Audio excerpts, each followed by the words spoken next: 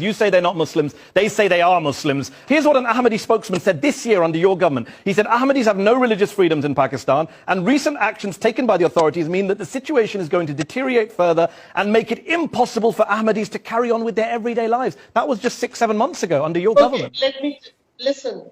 The Ahmadis, according to our constitution now, are non-Muslims. They have every right to come into politics, to contest elections on non-Muslim seats.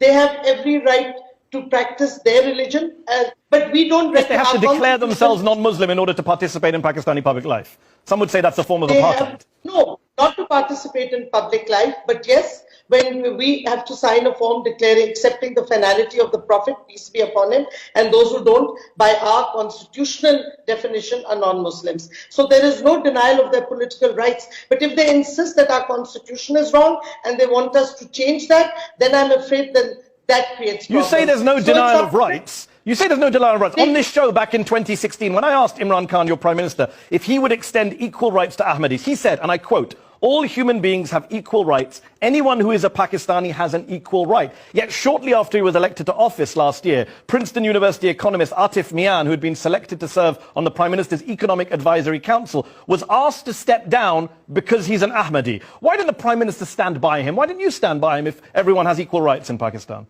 He was not in Pakistan, he was in the US. So let's be very clear.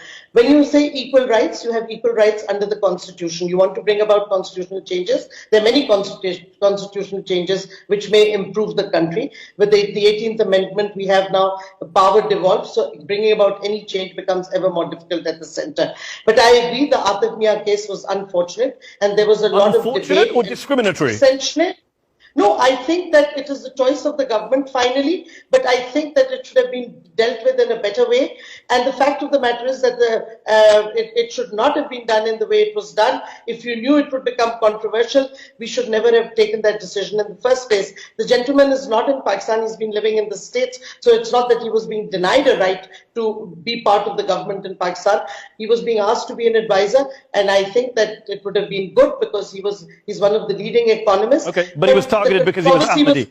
No, the controversy was created needlessly, and I think that it could have been handled better. But he was not denied any right because he was being asked to come as an advisor on a sort of pro bono capacity.